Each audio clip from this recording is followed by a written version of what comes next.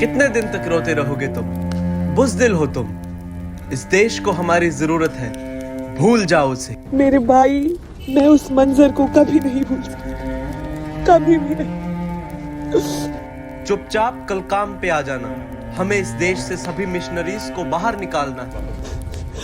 हम उनके शरीर को तो मार सकते हैं, पर उनके जुनून को कभी भी नहीं मार सकते, चाहकर भी नहीं। सही कहा तुमने।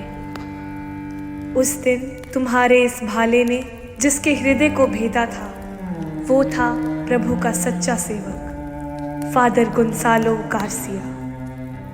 क्या तुम मुझे उसके बारे में और बता सकते हो?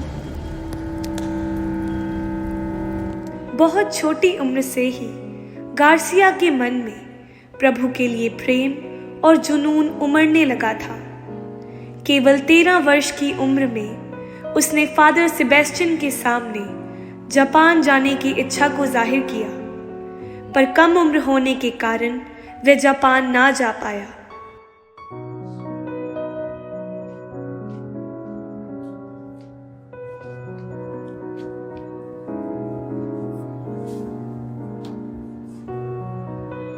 बोलो गार्सिया, क्या बात है? फादर, मैं आपसे कुछ पूछना चाहता हूँ, बताओ गार्सिया।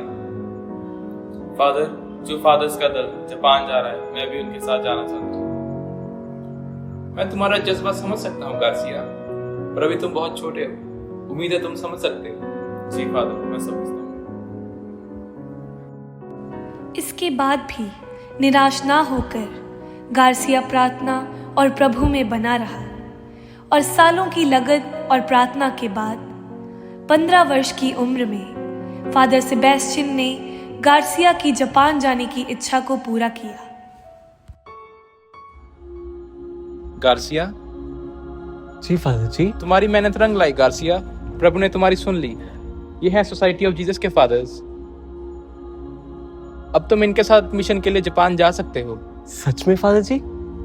मैं जापान जा सकता हूँ? शुक्रिया फादर जी, शुक्रिया। प्रभु का लाख लाख धन्यवाद। वो एक प्रचारक के रूप में जापान की भूमि पर गए। उनकी एक खासियत थी कि वह जापानी बहुत अच्छे से बोल और समझ सकते थे। उनका बच्चों के साथ भी बहुत लगाव था। लगातार 8 साल प्रचार और कार्य करने के बाद वो दिन आया जब उन्होंने सोसाइटी ऑफ जीसस में फादर बनने का आवेदन किया। जब उन्हें सोसाइटी ऑफ जीसस की तरफ से पत्र मिला तो गार्सिया उसे पढ़कर निराश हो गया। उसके भारतीय होने के कारण वह सोसाइटी ऑफ जीसस में फादर नहीं बन सका, पर गार्सिया ने प्रभु पर विश्वास बनाए रखा।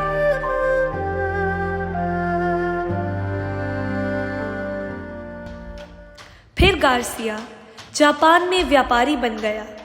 उसका बड़े लोगों के साथ उठना बैठना होने लगा, पर प्रभु प्रेम उसके दिल से कम ना हुआ। उस समय के राजा टाइको सामा के साथ गार्सिया की दोस्ती हो गई, पर ईसाई धर्म को फैलता देख बौद्ध भिक्षु बिल्कुल भी खुश नहीं थे। फिर गार्सिया का अभिषेक फ्रांसिस्कन मिशनरी में हुआ, पर कुछ स्पेनिश लोगों के कहने पर राजा टाइको सामा मिशनरीज के खिलाफ भड़क उठा। फादर, क्या आपको पता है टाइको सामा ने स्पेनिश लोगों की बात मान ली है? क्या हुआ फादर? उसने सभी मिशनरीज को मारने का आदेश दिया है।